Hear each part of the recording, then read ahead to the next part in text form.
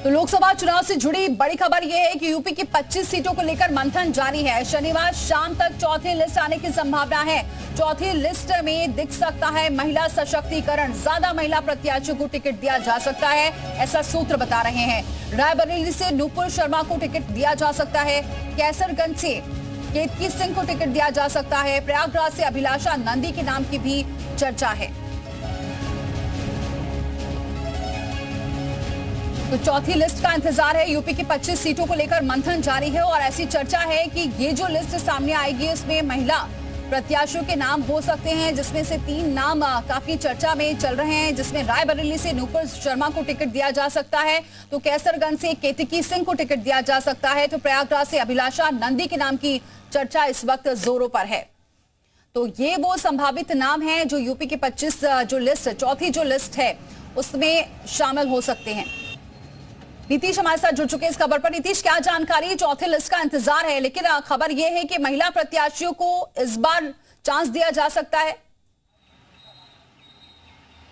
देखिए, जो बीजेपी की चौथी लिस्ट है उसका सबको इंतजार है और जिस तरह से ऐसे सूत्र बता रहे हैं कि शनिवार की देर शाम तक ये नाम जो है वो कहीं ना कहीं जो चर्चा में चल रहे हैं वो भी आ सकते हैं, अन्य नामों पर भी जो चर्चा है वो भी कहीं ना कहीं रफ्तार पकड़ सकती है। लेकिन आपको बताएं कि जो मुख्य तौर पर 3 जो सीटें हैं, अगर खास तौर पर कैसरगंज की बात कर ले, रायबरेली की बात कर ले और इसके अलावा जिसका जिक्र आप कर रही हैं कि प्रयागराज से अभिलाषा नंदी जो कि नंद गोपाल गुप्ता नंदी की पत्नी है और पहले मेयर भी रह चुकी हैं प्रयागराज से, ये नाम खासतौर पर चर्चा में है। और इस लिस्ट में जिस तरह से पिछली लिस्ट के जो उम्मीदवार थे उनको लेकर काफी जनता को उम्मीद थी, तो इस लिस्ट में ऐसी संभावना जताई जा रही है कि महिला प्रत्याशियों का बोलबाला हो सकता है और कहीं ना कहीं इस लिस्ट के द्वारा उत्तर प्रदेश में महिला सशक्तिकरण के संदेश को प्रसारित करने का प्रयास भी किया जा सकता है। इसके अलावा मेनका गांधी का भी नाम चर्चा में आ रहा है, लेकिन अभी पूर्ण रूप से ये कहीं ना कहीं सूत्रों के हवाले से ही जानकारी है। अब तो लिस्ट आने के बाद सारी चीजें पूरी तरह से साफ होंगी, लेकिन जो ये नाम चर्चा में है वो कहीं ना कहीं अपने आप में खास तौर पर है। अगर कैसरगंज सीट से देख ले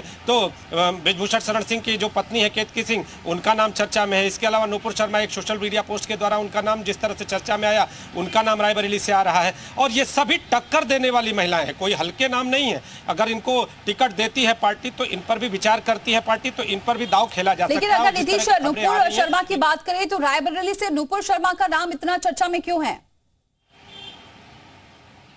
देखिए, रायबरेली से नूपुर शर्मा का नाम अगर बात करें तो पहले भी नूपुर शर्मा का नाम एक सोशल मीडिया पोस्ट के द्वारा चर्चा में आया। उसके अलावा अभी भी कई ऐसे पोस्ट हैं जो नूपुर शर्मा के सामने आते रहते हैं। एक फेस है, फेस होने के अलावा रायबरेली की सीट वो सीट है जिसमें महिला उतारना, महिलाओं का सशक्तिकरण का संदेश देना, दूसरी ओर वो महिला जो कहीं ना कहीं कांग्रेस को टक्कर देने की स्थिति में हो, हर स्थिति से, हर एक स्थिति से, हर एक बिंदु पर टक्कर देने की स्थिति में हो, तो वो नूपुर शर्मा का नाम कहीं ना कहीं प्रमुखता पर है और वो नाम चर्चा में है। दूसरा, अगर कैसरगंज सीट की बात कर रहा हूं, जैसा कि मैं पहले भी कर रहा था, तो बृजभूषण शरण सिंह का नाम तो चर्चा में था, लेकिन उनकी पत्नी ऐसा संभावित है कि उनकी पत्नी केतकी सिंह को टिकट दे सकती है भारतीय जनता पार्टी। और प्रयागराज से अभिलाषा नंदी का नाम चर्चा में, इसके अलावा मेनका गांधी का नाम चर्चा में। ये सारे नाम अगर बात करें तो चर्चा इन पर चल रही है। अब लिस्ट का इंतजार है, लिस्ट के बाद तस्वीर साफ होगी।